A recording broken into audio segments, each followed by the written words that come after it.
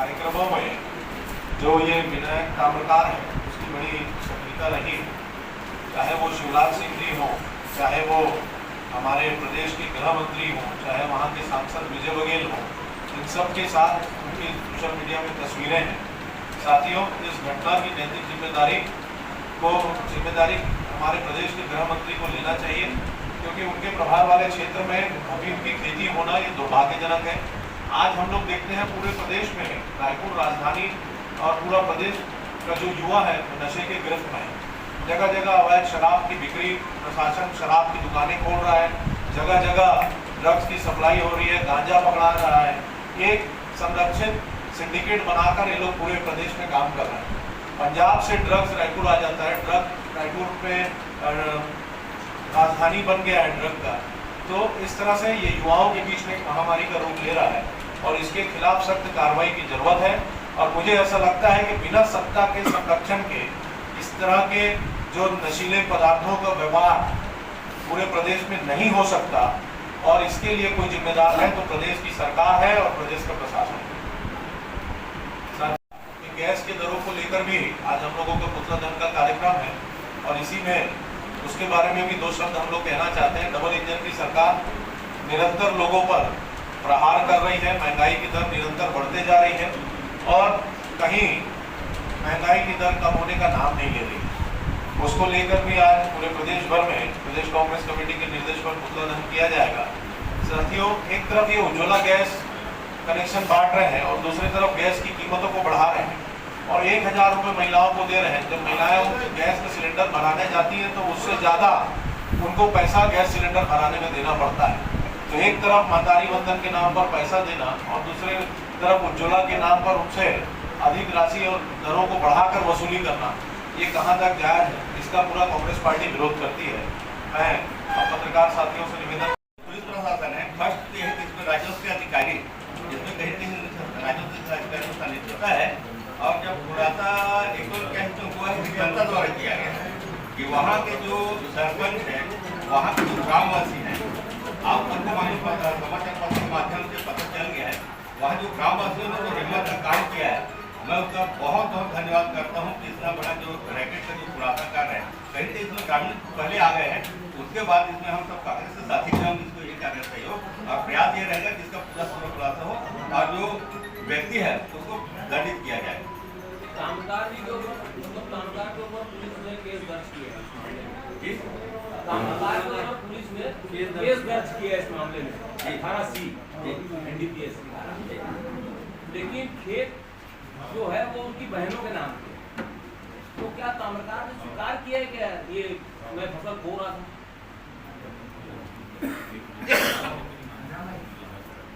अभी जो जानकारी मिली उसको देखने कर रहा था, उनकी जो बहनें हैं पता चली तो रायपुर में रहते हैं करके वो मान भी नहीं रहा क्या है कि धारा लगी है, गिरफ्तार किए हैं, रिमांड पे दिए हैं। एक्चुअल में सबसे पहले केस तो जमीन मालिक के ऊपर आएगा। डिनाई कर दिया है ताम्रकार, तो मेरी बहन भी नहीं है बोल रहा है, माने रिश्तेदार भी नहीं है बोल रहा है, ब्लड रिलेशन नहीं है बोल रहा है। वो तो बार बार इस बात से मुकर रहा है। खेत उसकी बहन के नाम पे नहीं, ये बोला जा रहा है, लेकिन विनायक ताम्रकार ने उन दोनों महिलाओं को जिनके नाम में जमीन है उनको अपना ना तो ब्लड रिलेटिव मान रहा है और ना ही किसी तरह का संबंध को अपना स्वीकार कर रहा है। क्योंकि तो जांच जैसे सामने आएगा, जांच की बात हो जाएगी। ताम्रकार बोल रहा है, लेकिन कानूनी रूप से जमीन तो उस बहन खुली की है ना। कानूनी रूप से है ना। पुलिस मेरा कहना ये यहीं पे भाजपा सरकार की नीति और नियत और कार्य पद्धति पर प्रश्न लगेगा कि अब भूमि मालिक है तो बिना भूमि स्वामी के जानकारी के इस प्रकार कुछ नहीं हो सकता, वो भी बराबर सहभागी है। अब भाजपा सरकार के ऊपर मैंने एक तरह से न तो निकल पा रहे हैं ना उगल पा रहे हैं। कांग्रेस पार्टी को शंका है कि प्रदेश में किसी और क्षेत्र में खेती की जा रही है। कोई बड़ी बात नहीं है। जब दुर्ग जैसे शहर में ये मामला पकड़ा रहा है, आप सोचिए राजधानी से दूर कितना दूर है। तो जो दूरांचल है वहाँ पर उसको निगरानी करने की जरूरत है। और कोई बड़ी बात नहीं कि भारतीय जनता पार्टी के संरक्षण में ये भारतीय जनता पार्टी के नेता इसकी हबीब की खेती को लाभ देखते हुए करने लग जाए। इस पर तो मौलाना विजय शर्मा जी को इस्तीफा देना चाहिए। प्रदेश के गृह मंत्री को जानकारी नहीं कि 2 साल से अधिक समय से वहाँ पर अफीम की खेती हो रही है। इसलिए कांग्रेस क्या करेगी, सर्वे पे कराएगी क्या कुछ? आगे आने वाले समय में इसको लेकर रणनीति बनाई जाएगी और जो प्रदेश में हम लोगों का विपक्ष का जो धर्म है उसको हम लोग निभाएंगे और जहाँ जहाँ हो सकेगा वहाँ इसका विरोध प्रदर्शन होगा।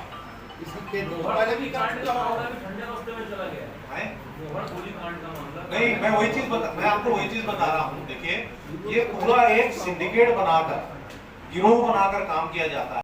मोहड़ गोली कांड में मैं आपको बता दूं, लगभग सभी आरोपी पकड़ा गए हैं और एक आरोपी जो संजय सिंह है, सुनिए तो सही, संजय सिंह है, उसको लेकर हम लोग निरंतर आंदोलन करते रहे और उसी का परिणाम है कि अब उसमें इनाम घोषित कर दिया गया।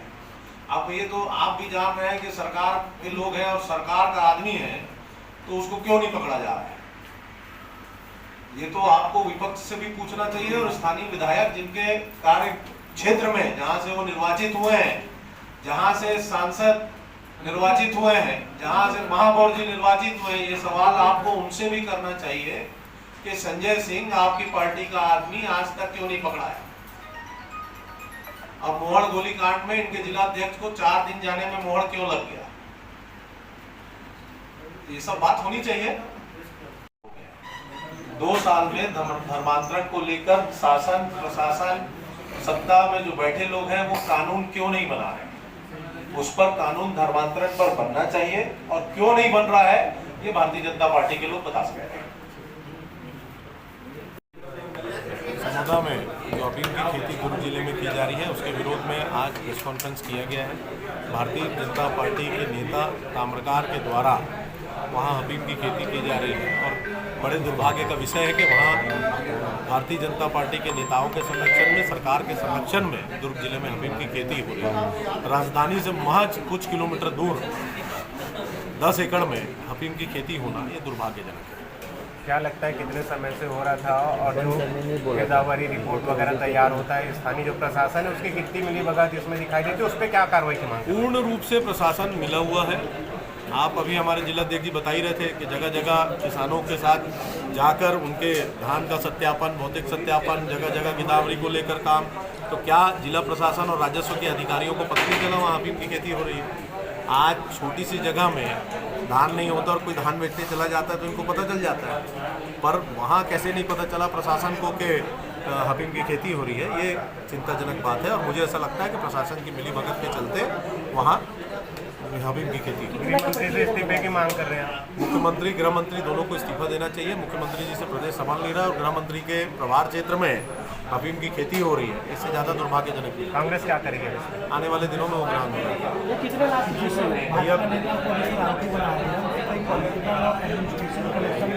उसको ले भाई कैसे नहीं, सोशल मीडिया पे सब नेताओं के करीबी के रूप में वो अपनी छवि बना रहे हैं, चाहे शिवराज सिंह हो, चाहे जामवाल हो, चाहे विजय शर्मा हो, चाहे गजेंद्र यादव हो, चाहे विजय बघेल हो, तो इन सब नेताओं के साथ सोशल मीडिया में फोटो उनके प्रभाव को बताता है कि वो कितना भारतीय जनता पार्टी में प्रभावशाली कितना है। आज दुर्ग जिले में जो अफीम की खेती जो हुई है और जिसका भंडाफोड़ वहाँ के आम नागरिकों ने किया है, प्रशासन के लोगों ने नहीं किया, वहाँ के आम नागरिकों ने किया है कि यहाँ पर अफीम की खेती हो रही है। तो फिर हमारे कांग्रेस के नेताओं ने इसमें संज्ञान लिया और जाकर के कार्रवाई सुनिश्चित करवाए है और आगे मैं चाहूँगा कि इसका बड़े पैमाने पर जाँच होना चाहिए। कहीं कहीं इसमें प्रशासन की संलिप्तता है। एक तरफ तो भारतीय जनता पार्टी की सरकार मंच में बहुत बड़ी बड़ी बात करते हैं कि हमको नशे से दूर रखने लोगों को, और ये कारोबार क्यों हो रहा है, इतना बड़े पैमाने पर हो रहा है, तो प्रशासन लोग कर क्या रहे थे?